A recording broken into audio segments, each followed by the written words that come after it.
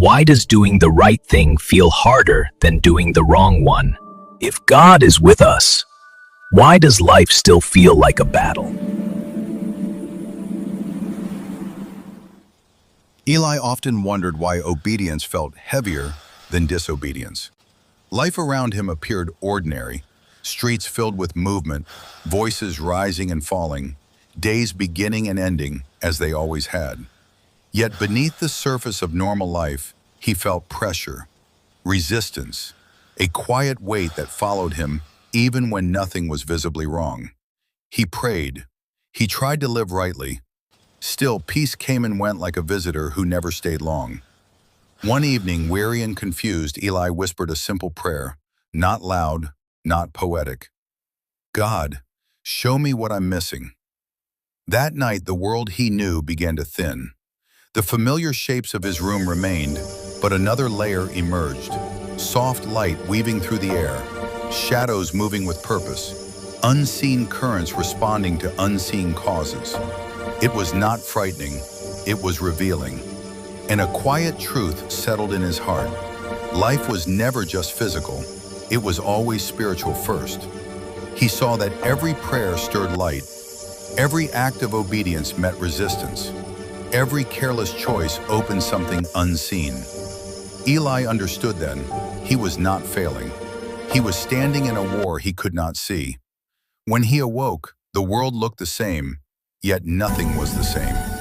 The veil had been lifted, not from the world, but from his sight. As he walked forward into his days, Eli began to notice patterns. Certain choices brought peace, others brought heaviness. It was then that he encountered the gate. It stood quietly where paths crossed, neither forcing nor calling, simply waiting. One side glowed with calm clarity, the other shimmered with subtle shadows and easy promises. Eli hesitated. He realized that gates like this had always existed, at every decision, every word spoken, every thought entertained. He had simply never seen them. Light and shadow lingered near the gate, not as monsters or angels with names, but as influences, one urging patience, truth, restraint, the other whispering shortcuts, compromise, delay disguised as wisdom. With uncertainty but resolve, Eli stepped toward the light. The gate opened without resistance. Beyond it lay a quiet field. In the center of the field rested a single seed, small and faintly glowing. Eli planted it carefully, believing something meaningful would come from it. And then, nothing happened. Days passed. Light rose and fell. The field remained unchanged. The seed stayed hidden.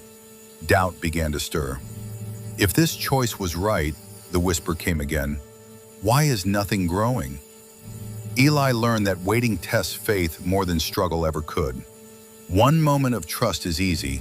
Sustained trust requires roots. Beneath the soil, unseen, the seed stretched downward. Strength was forming where no one could applaud it.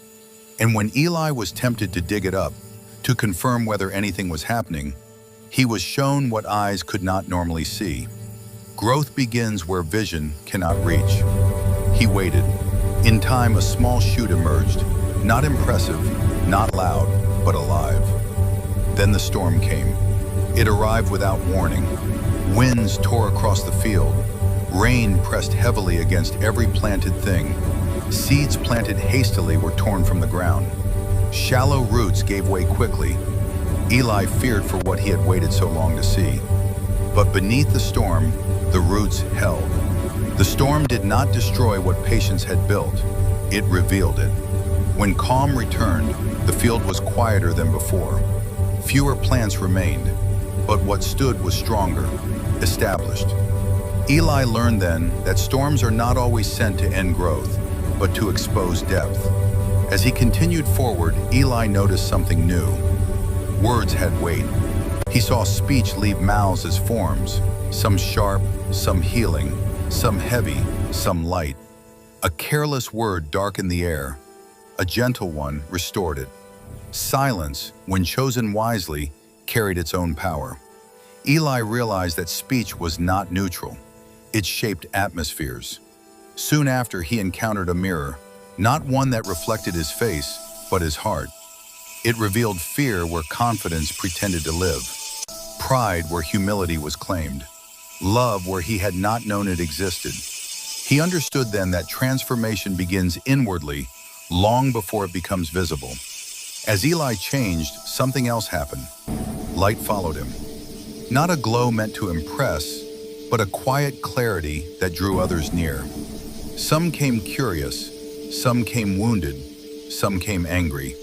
Eli learned that seeing was never meant for isolation. Those who see are responsible, not to judge, but to guide. At the edge of his journey, Eli looked back and understood the purpose of the veil. It was never removed for power, never for control, never for pride. It was lifted so that those who see may serve those who do not. And as Eli stepped forward, no longer merely a traveler but a bearer of light, he knew this truth would remain. The greatest work of God happens quietly, beneath the surface, beyond the veil. Seeing the unseen is not the end of the journey, it is the beginning of responsibility. For when light is given to one, it is meant to guide many.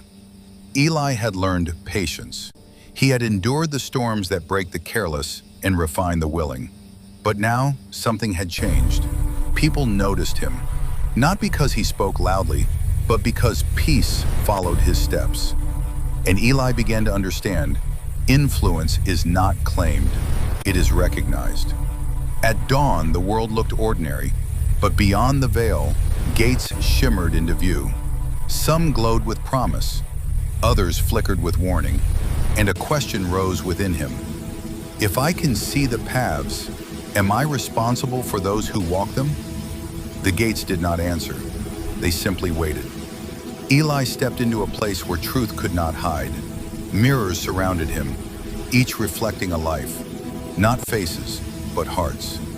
Fear wore many disguises. So did faith. And Eli learned this lesson. Not every light is obedience. Not every struggle is weakness. Discernment is not judgment. It is understanding before action. The valley flowed with unseen currents, rivers of light, streams of shadow, each movement shaped by choices, each current influenced by prayer. Eli raised his hands, not in power, but in surrender, and the currents shifted. He realized one prayer guided by truth can reach farther than many words. At twilight, Eli saw them, wandering, fearful, unsure. He did not command them. He did not drag them forward. He simply walked and allowed the light within him to be seen. And courage followed. Leadership does not force movement. It makes the path visible. Authority whispered temptation. Control them. Wisdom answered quietly. Serve them. Eli stood still, for he understood now. True authority restrains itself. It acts when needed and waits when patience teaches more. Before him stretched countless roads, some bright, some hidden in shadow, lives intertwined, choices unfolding. And Eli felt the weight, but also the joy, because every soul guided toward truth was a seed planted beyond the veil. Seeing is not power. Authority is not control. The one who truly leads serves. And so Eli stepped forward, not as a ruler of path, but as a light along the way. The veil remained, but so did hope. At the end of the story, we have authority, discernment, intercession, spiritual leadership. The core question to answer is, what does it mean to see beyond the veil and guide others responsibly? Because awareness of authority, recognizing influence over unseen realms. Discernment, learning to see hearts, not just actions. Intercession, discovering the ripple effect of faith-filled prayers. Guidance, balancing action and restraint in leadership. Commission, embracing responsibility as a servant leader. Eli starts from observer of the unseen to responsible guide and intercessor. Skills developed: discernment, patience, intercession, influence. Challenges faced: weight of responsibility, temptation to control, Spiritual complexity. Climactic truth. Seeing is not power. Authority is not control. Guidance is love applied with wisdom and restraint. Lesson summary. Of all episodes, Lesson 1, The Awakening. Seeing beyond the surface. Core lesson. God often calls people quietly before he uses them publicly. Main topics and lessons. Spiritual sensitivity. Not everyone who sees is chosen.